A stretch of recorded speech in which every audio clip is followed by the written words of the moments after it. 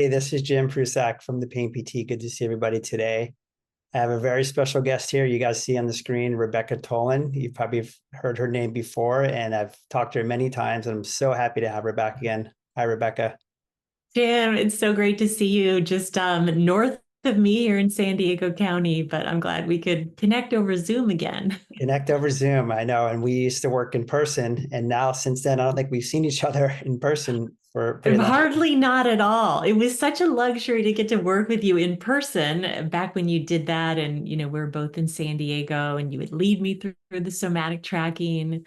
But now here we are over Zoom. Here we are, and you've come such a long way, and we'll talk more about that. And for the audience out there, I wanted to bring Rebecca on because she's such a wealth of knowledge, and her transformation has been so strong and sincere, and I think just amazing. And so you've been doing more stuff, and we'll get into some of that. And it's just great to talk back and forth. And we're talking off air for like 30 minutes. We're like, we better hit record here so we can start recording some of this stuff because we can talk all day. And then we didn't record anything. So It's fun it's just to geek out. fun just to geek out. Exactly. Because there's not a lot of people, right, that we can talk heart to Yeah. heart about this. Yeah. Um, so let's jump in. So, people don't know who you are. Some people are new to the channel here and may not know who Rebecca Tolan is. So maybe share a little bit about yourself and, your story and how you got to this work. Yeah, absolutely. Well, really, I'm very lucky that I found you, Jim, because I went through 13 years of chronic fatigue syndrome that was diagnosed often as ME/CFS or CFS, post-viral syndrome, Epstein-Barr syndrome, lots of different things, even Lyme disease. And for 13 years, I just really struggled. I was stuck in the medical maze. I went to 50 different doctors and practitioners. I treated the viruses, I treated the candida, the mold, the heavy metals, all those things that you're encouraged to do in functional allopathic and naturopathic medicine. And those things didn't help. And we understand why. But at the time, it was just really exasperating. I lost my career and my ability to function in the world. I had been a reporter, and I couldn't work because the symptoms were so disabling. And eventually, I kind of surrendered that whole medical maze and really just fighting the symptoms. And I noticed that meditation and gentle yoga and really coming into the present moment, just spending time in nature was a lot more calming to my nervous system. And then I started seeing little benefits and little shifts in my health, but I was stuck. I was on disability, had a lot of different symptoms. And then when I kind of let go of trying to fight my own body and to force the symptoms away, I signed up for an online writing class.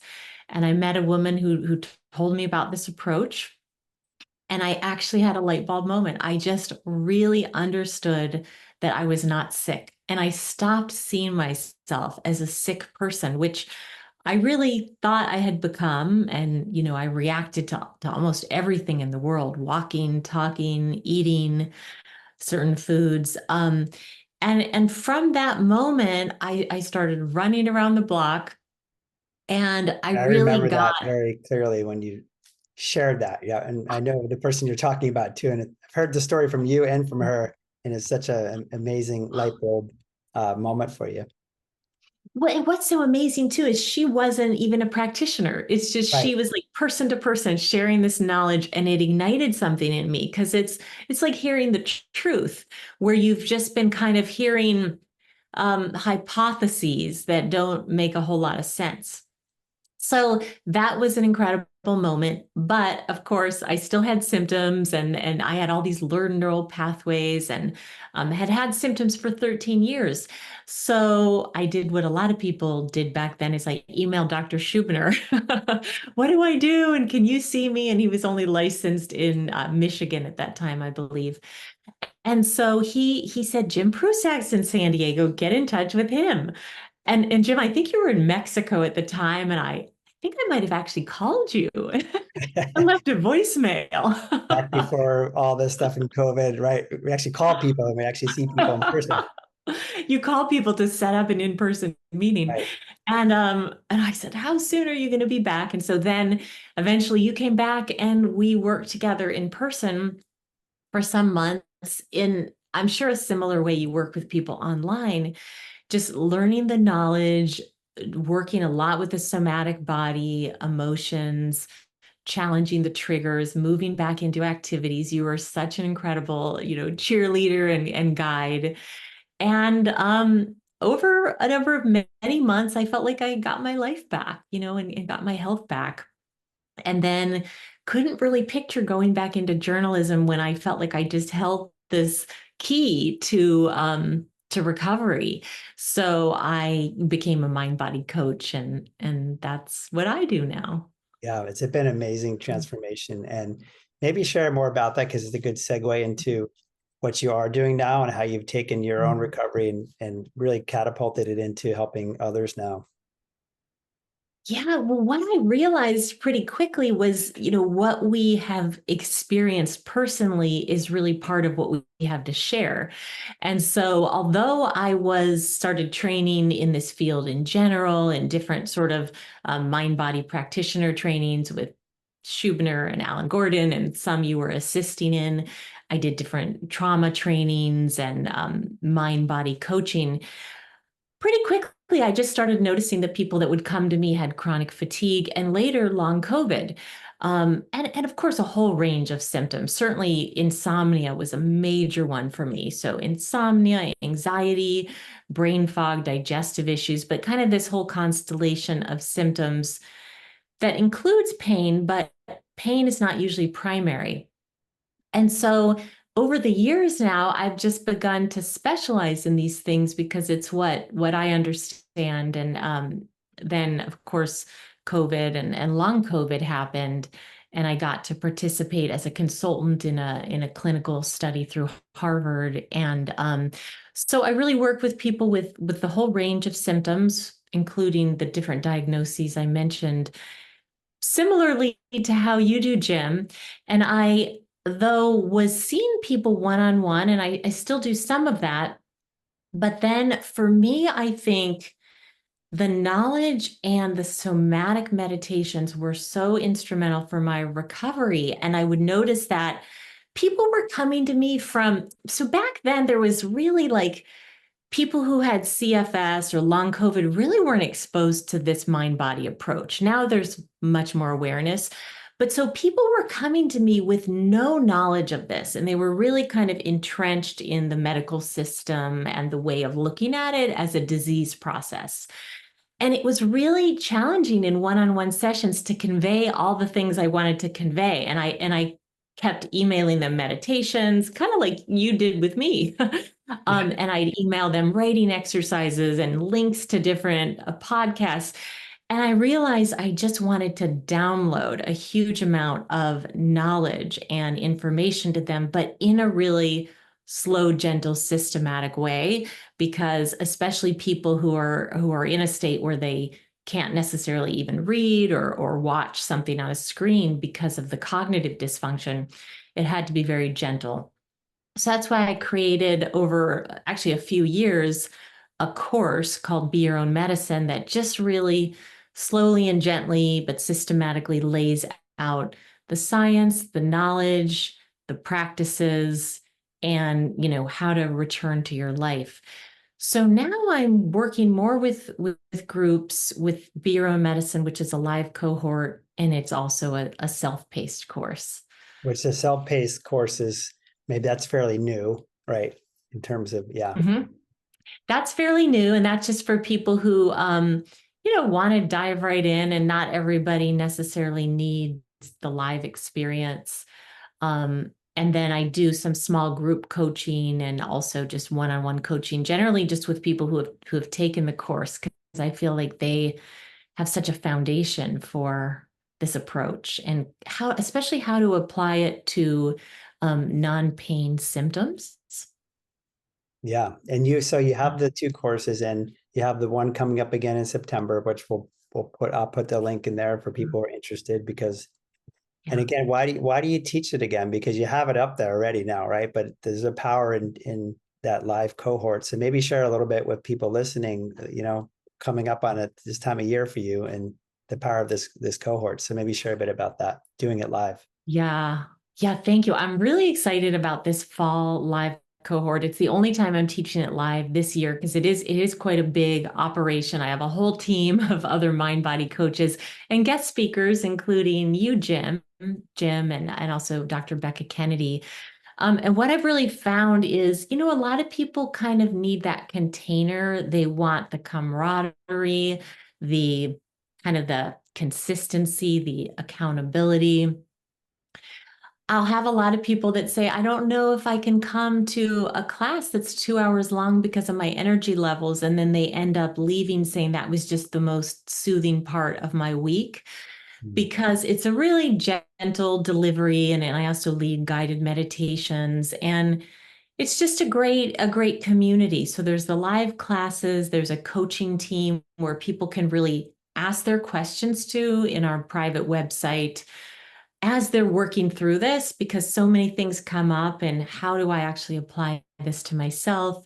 There's a community forum and there's breakout groups this year and just different ways to engage. And I've had a number of people that have taken the course that were basically isolated for many years or even decades that either hadn't met people with the same symptoms or hadn't met people who are recovering in this approach. And they would just say, I felt like I was seen for the first time and like I wasn't alone for the first time in my life or in decades. So there's just something really special, I think, that can happen in community and with the live experience. Absolutely. No, I agree 100%. And who's the course who is it mainly for? Maybe share if people are interested who it would apply to. It's really anyone that has mind body symptoms, neuroplastic symptoms. Jim, I think you call them is it BS brain sensations? Stations, yeah. I love it. Little play on letters there and words. Yeah. That's great. We'll just call it BS, right? Yeah. Anyone who has symptoms generated by the brain and nervous system in the absence of a structural or pathological cause. And like I said, I mean, I do tend to work with a lot of people with the CFS, long COVID, chronic Lyme, Epstein-Barr syndrome diagnoses. I think that's partly just because they feel, they know I've recovered from those things, and so they feel more confident. And I do present some science and knowledge on those specific issues, but really it's for anyone who has any symptom that's created by the brain. As I mentioned, anxiety and insomnia often accompany this whole constellation of symptoms. POTS is also a really common one I work with, and any kind of orthostatic intolerance. But Jim, really, that all these symptoms are pretty much treated the same. There's some nuances I've seen when people have many different symptoms and their nervous system is more in a shutdown or collapse state in terms of just needing to go more gently than somebody who might present with chronic pain and be in sympathetic activation and they have more energy in their system to expend. And so there's just some nuances like that we work with, but a lot of people that come to me are homebound or bedbound. And some people are out working full time, but they still feel limited. So it's a real range. Range of people. Yeah, that's great. Maybe let's jump into some of the strategies and stuff. We can talk about that. I know the somatic piece was really helpful to you right in your recovery. Maybe share with the group how you've taken that in your own way to apply for people, to give to people and through the course and your approach to it. Yeah, and I have to really thank you for that, Jim, because you really are an expert in the somatic meditations and the somatic piece and um, did a lot of that with me. And what I started noticing was as I would feel into these sensations I had had for 13 years, the fatigue would feel maybe heavy and very cold. But then as I would bring my attention, it might start to feel like sadness and tears would come up. Or as I would just bring my attention to this burning sensation I had in my brain and all through my arms, then it would kind of morph into anger. And that was happening a lot in the session with you, but also just in my own practice. And I became kind of obsessed with these somatic meditations and started exploring different techniques and did some different trainings. And so there's about 25 to 30 different somatic meditations in the course, and everything from different versions of and different types of somatic tracking to pendulation was a technique that helped me tremendously, is kind of just pendulating from an area of discomfort to an area of comfort, and then weaving in humming or different sort of sounds to tone and, soothe the vagus nerve. There's different kinds of breath work techniques. So I would say working with the somatic body and learning to regulate the nervous system is a really big emphasis of the course. And also just in general, how I work with people, because the brain training can be powerful, and you have to know you're not you don't have something incurable, and you might feel really sick, but you're not sick or broken. And that's vital to really understand the science. Or you're not really going to get that far. But then I feel like we can only do so much in our brain, so much with our thoughts, and we also include the body. And when we include the body too, it is a form of brain training, but it's just more potent because the signals are, going from the bottom up and the top down. So there's a lot of that focus on somatics, and then that moves into emotional expression with some meditations that are more designed to feel and express emotions, as well as different kinds of writing exercises like the classic expressive writing, and some other ways to just vent out our emotions. And I would say also then there's a lot of focus both in the meditations and the writing pathway. I kind of have two different pathways around mindful self-compassion and really learning to soothe ourselves in a more compassionate way with our thoughts, with our emotions, with different techniques, but also just, in the way we live and finding more joy and play in our lives. Yeah, that's great. Yeah, you touched upon all very important pieces there. And to the emotional side or emotional piece, maybe share with the audience, how important do you think it is that people get in touch with their emotions or do some emotional awareness and expression work in your practice, what you've seen? It's such a great question because you probably get this a lot, Jim. Like, do I have to do the emotional work? And it's almost like people are hoping you'll say no. And I mean, and I found not everyone does have to do deep emotional work by any means. Some people, they learn the knowledge, they just really start doing activities with safety messages and with a whole different framework, and they do really well. It does seem like the people I work with have been at this a long time often and have a lot of different symptoms that started often with a lot of emotional stress or even trauma. And so then I think with many people, working with emotions is really helpful.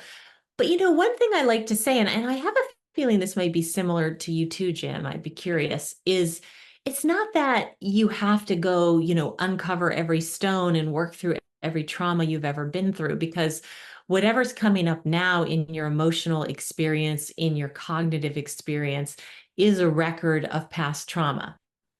And so it's trauma that's still playing out in the present moment, which is perpetuating the symptoms. And so as we just work with whatever's arising now, instead of worrying about kind of digging around in the past, if someone's not inclined to go there, it's working with the present and it's working with the past. So we just work with whatever sensations are present. Then sometimes those start shifting into emotions. And I think expanding the capacity in the nervous system, the capacity to feel emotions innately makes us more resilient. And if there are past stressors or traumas that need to be processed, then those will start to emerge when there's enough support in and around us to look at those. Yeah, yeah, I agree. Very well said. I think the present moment is where you could start because the stuff is coming up now. Like you said, anything from the past that's not healed is going to come into the present. At some point, there'll be a trigger or something will activate. And, when we talk about emotions, I always tell people there's only so many emotions you can have. Yeah. especially if you go down to the primary emotion. So there's millions of stories as to why, but we can get to at least to understanding emotions and how they feel, how they maybe contribute to symptoms. And then, yeah, you can go back and explore past roots and see why these things are here now, or maybe do some work in the past. But I like what you said about not everybody has to do that, but if you've used the other strategies, like some of the stuff with somatic tracking or pain reprocessing therapy or some of the cognitive strategies, which we can talk about, yeah, the emotional piece becomes an important piece. And like you said, I think a lot of people do shy away from it. I notice even for me, when I post things about emotions, I seem to get less people that like it. So I think it's just human nature again. It's just showing our colors around our emotions. We have a tough time in our society with emotions. That's funny. People are like clicking on the, deal with tough emotions videos. Yeah, I mean, we're just not really encouraged to feel the more difficult emotions when we're children, and so we don't have like that natural capacity, and it's hard, and that's why our subconscious brain represses them. So it makes perfect sense. And actually, I would say many people recover by learning the cognitive and behavioral strategies and at least some basic kind of somatic awareness. And like you said, Jim, like awareness of emotions that are coming up right now, even if they're, not aware of how they're coming up from the past. I will say, just a couple simple exercises we give people. And I always say, you absolutely don't have to do it all. You don't have to do any of this course, but you pick and choose what you're really ready for and what you're drawn towards. Because a lot of what I'm teaching, and I think what you're teaching too, is just taking off the self pressure and trying to get beyond the self criticism and all the things that are really revving up the nervous system. But it is interesting. Some people really have a breakthrough with, like, say, the symptom timeline, which just connects, emotional stressors in chronological time with when symptoms arose. And people often have never looked at it that way. They just thought, oh, I fell down the stairs and now I've had like a bad knee for 20 years. But then when they look back at the time they fell down the stairs, they were in unprecedented emotional stress. I just had a woman say to me, my mom passed away, right before COVID happened. And I honestly haven't even talked about that. And now, she's been experiencing long COVID symptoms, and she had had a lot of conflict with her mother. So it's like, it's really just more about honoring our humanity, honoring that we are a complex being with an emotional world that very much cues our brain and nervous system as to whether we're safe or not safe. One of the ways I really like to look at emotions these days is really they're just telling us if our needs are being met or not being met, right? So it's like if I'm feeling anger, there's some need that's not being met, which might be a boundary, respect. If I'm feeling really sad or lonely, it might be that a need for connection or play is not being met.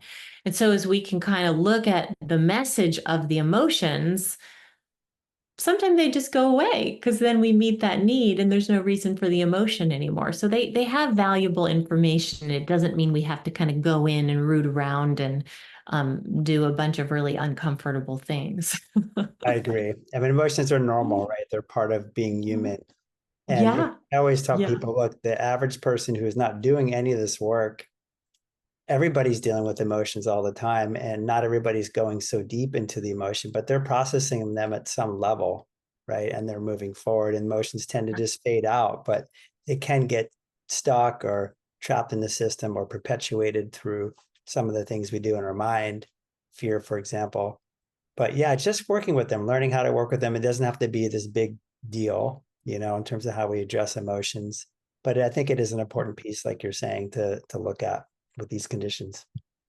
It's really empowering just to understand that, and see it play out in your life. I was at lunch the other day with two people, and it was kind of an upsetting conversation. And one of the people started getting intense leg pain, like excruciating leg pain. And then it sort of moved to nausea. And I was really convinced it had to do with the nature of the conversation, being emotional and this person didn't really think so and thought it was maybe the air conditioning or the seat, and was kind of coming up with these different reasons. And I made a couple suggestions, and I could tell they just kind of weren't open to that. And that's okay.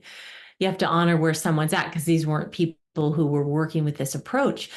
But what I found is it's such a relief to know that, because if I ever get strong sensations, as soon as I understand, oh, this is just, I'm upset about this particular conversation, or something that I need that I'm not getting in this moment, then I don't have to go down all these doctor's rabbit holes and, chase all these things that aren't really the root cause.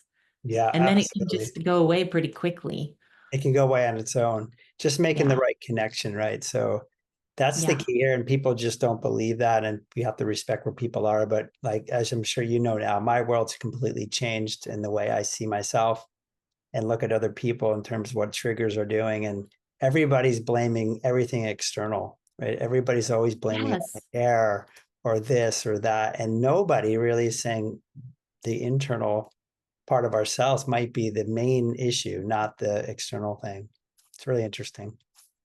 It's so interesting to watch it, because once you learn this language, it's like it's so apparent what's happening, that it's not all these external factors. And it's really empowering to learn the knowledge and learn this practice, and just know that, you can kind of heed the messages for yourself and take care of yourself. And honestly, Jim, I really haven't been to a doctor, I think, except for like a regular annual checkup since you and I worked together 6 years ago.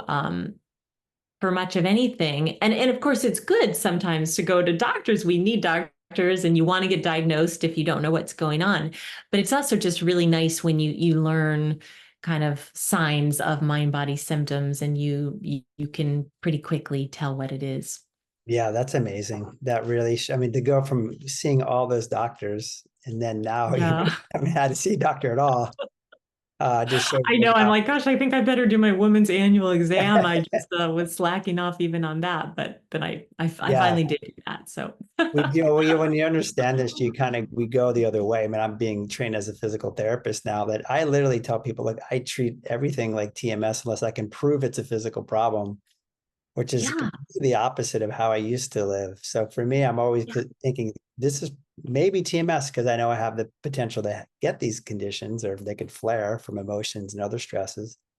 So I'm always looking at that first now, which is completely opposite. I used to. Same. Incredible. Same So, here.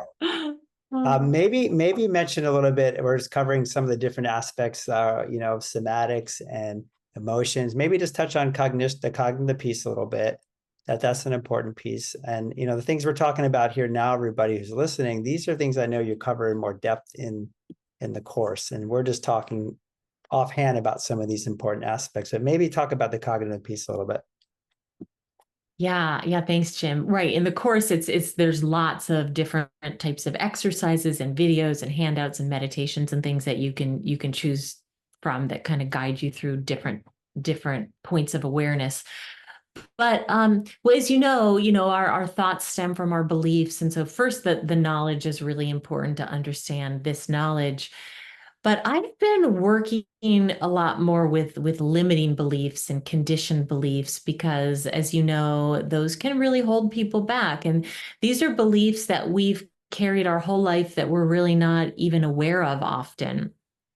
Um, just to give you an example, I've had this belief that my feelings don't matter, and my needs to some extent don't matter. And that was something that came very early in childhood. And it's not because, like, I had loving parents, and there was a lot of great things in my environment.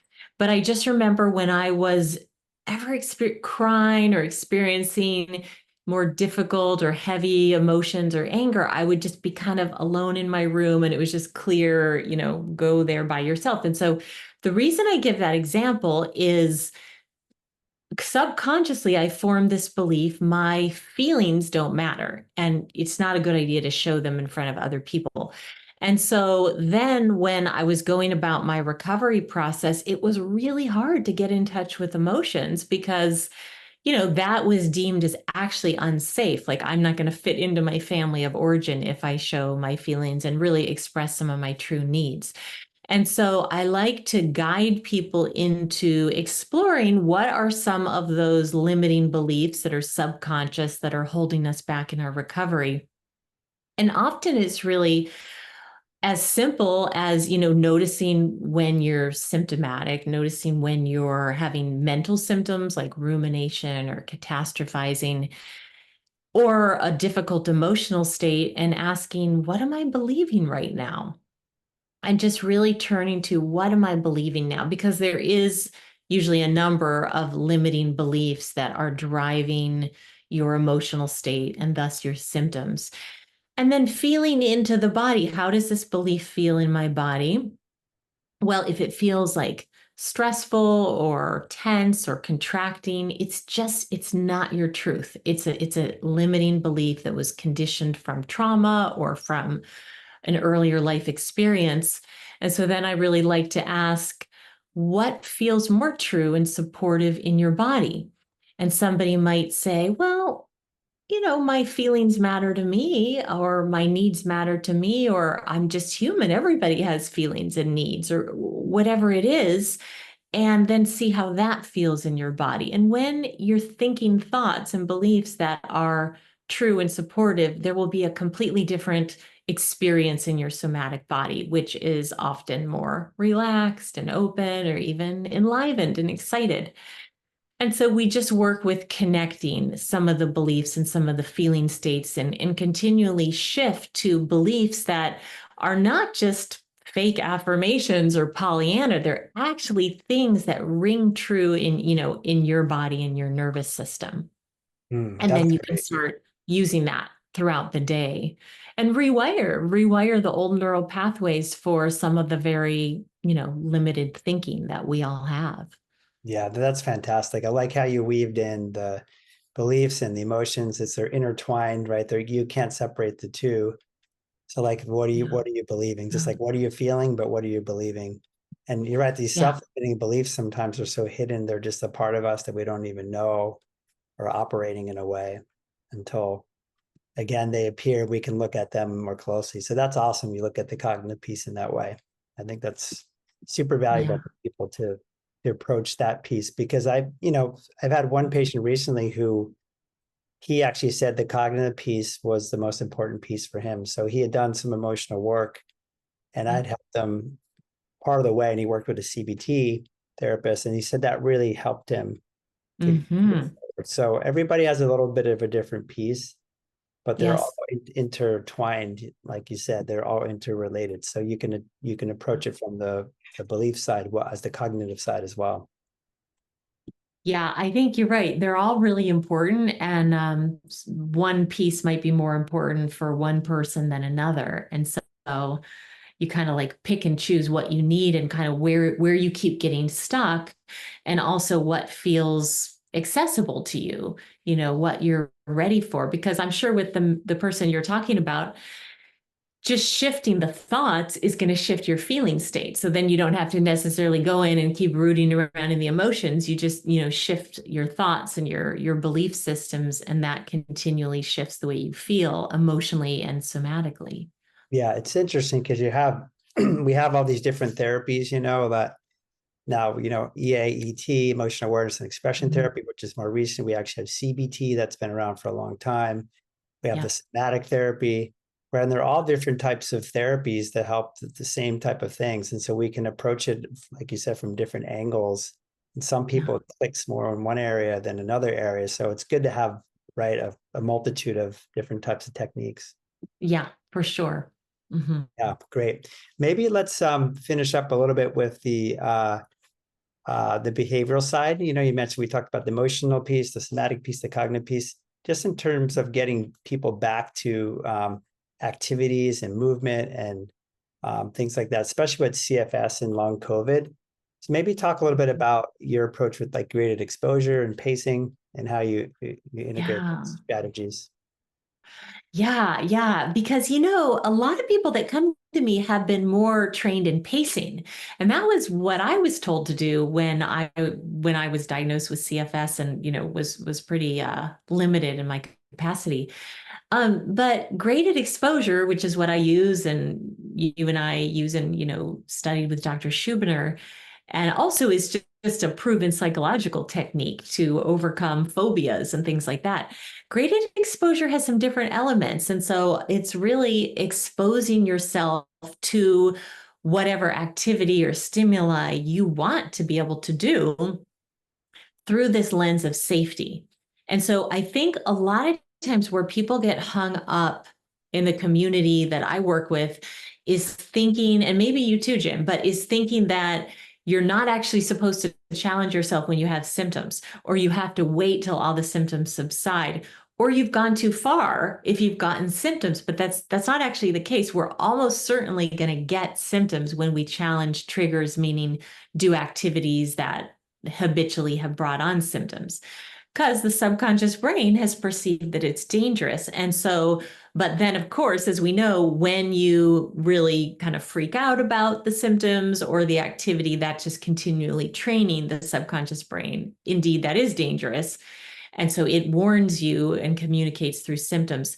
So yeah, I really use the graded exposure techniques to encourage people to gently challenge themselves. But this is where I do see with people with a lot of symptoms and they might have been homebound for a long period, it is really important to go slowly for most of the people I work with, because you have to know your tolerance for pain and discomfort.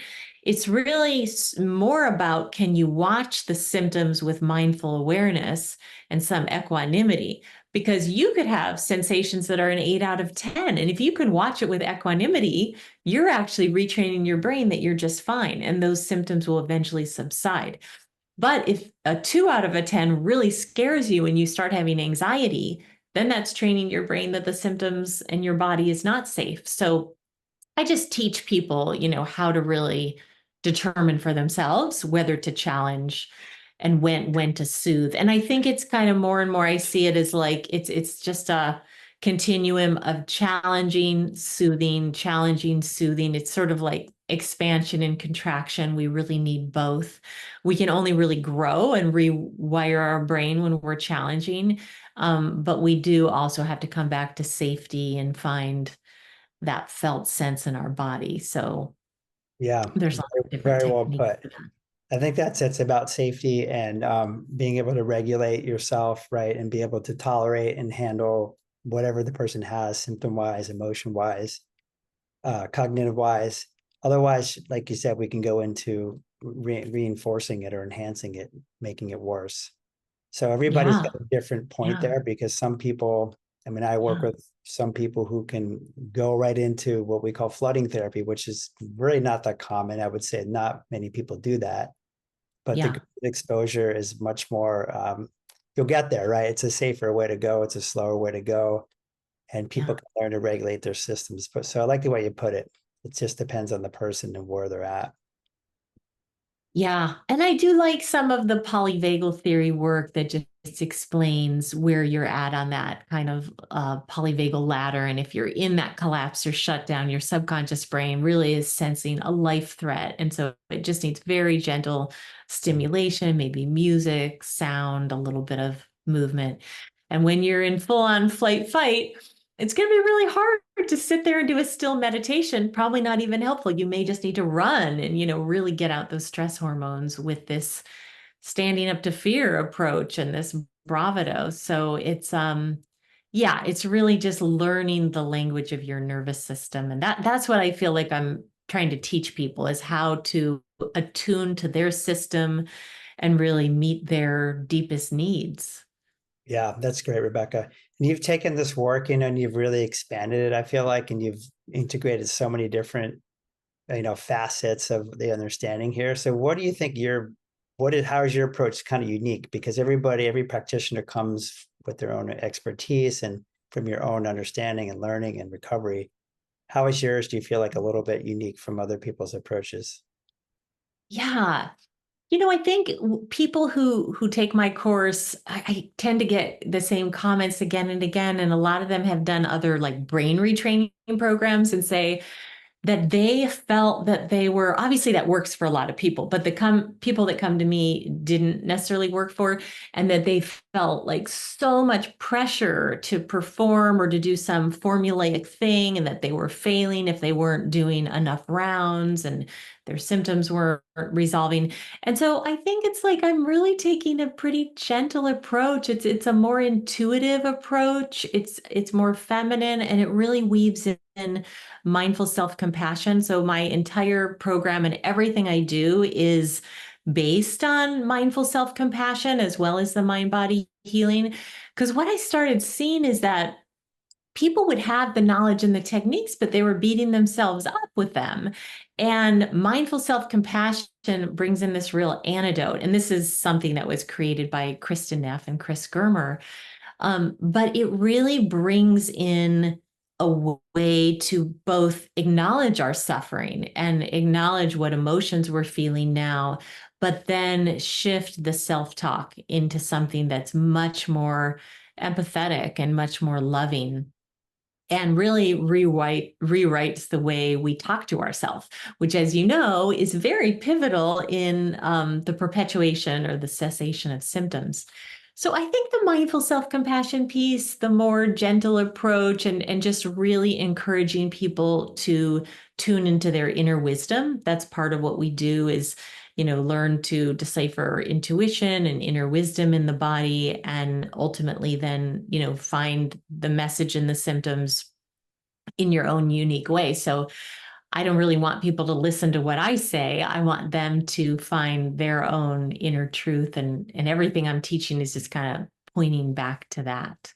Yeah, I mean, hence the name of the course, right? Be your own medicine. In that Yeah, way. So exactly. yeah, which is great.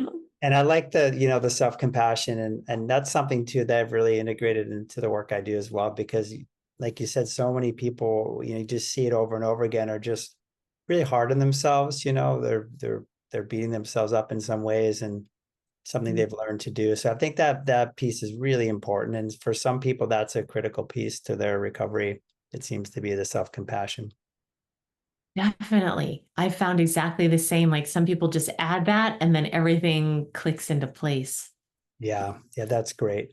So maybe share a little bit before we finish up here today. We could talk about so many different things, right? We could go on and on, but maybe share a little bit about, I'm curious for people, now that you're going to be doing another speaking presentation, as well as your groups, as well as your cohort. Okay, we're back. We had a little technical difficulty here, everybody. It may have cut out for a second, but I think we're back. And Rebecca, maybe I'll just have you answer that last question about, I really was excited to share with other people that you're going to be presenting some of your work and being on a panel in Boulder, Colorado. So maybe share with the audience about that. Yeah. Oh, I'm looking forward to seeing you there, Jim. It's the Psychophysiologic Disorders Association, which is a really great group of mostly physicians and psychologists that are really bringing this work into the medical world and into the world of psychology, and training and educating clinicians. And so this conference will discuss, the latest trends in the field, the latest science, and really anybody with an interest in this field can attend. I'll be presenting on a panel with Dr. John Strax and Dan Ratner, who's a psychologist. And we'll be talking about the power of groups and how you can really leverage community to magnify a person's recovery and sense of connectedness. There's a power of co-regulation with a like-minded community that feels safe to you. And I'm excited to talk about there in Boulder, Colorado, and to get to see you, Jim, since it's been a Yeah, long time since we've been in person. you got to travel to another state to catch up with each other. Yeah. Can't do it here in San Diego. It's too close. Apparently not. We're just both Yeah. always on Zoom. Zoom's kind of the new in person, It is, exactly. It is. But that's really exciting. I'm looking forward to seeing you there. And again, you're talking with the groups and the power of groups. And so maybe before we finish up, just share a little bit about the groups, the upcoming course. I'll link your information here for people who are interested. It's a really, really good course. That's why we're doing this now to promote it in a way, because I think personally it's an awesome course. It's excellent. It's very comprehensive. And so if anybody out there who's looking to understand this more or integrate some of these practices we spoke about today, then yes, please sign up for this course, because I've had such great feedback from people who have taken it. Oh, I really appreciate that, Jim. Your support means so much. Yeah, the Be Your Own Medicine course is gonna launch as a live cohort in September. The welcome module opens September 12th. And it's a 10-week live course where we have one or more live sessions every week, and then roll out different content over these 10 modules. But then you have the course for extended access for the lifetime of the program, so people can continue to work with it. It's a really beautiful community of kindred spirits coming together to improve their lives. And it really is one of my absolute favorite things to do in the whole world, because it attracts people who are really ready for inner work and just tend to be a really loving, warm group of people. So if you're interested, you can find out more about that on my website, on my rebeccatolin.com/course page, and reach out if you have any questions. Yeah, that's great, Rebecca. And I'll link the information so people can get access to it. And it's always so good to catch up. I know we do this every so often, and I'm again looking forward to seeing you in person. And hopefully people can take away a few things. We've shared a couple different ideas and aspects of mind body healing, and obviously they can learn more in the course. So thanks so much. It's always a pleasure to talk, and we'll catch up soon. Thanks so much, Jim. It was really great to see you. Okay, bye.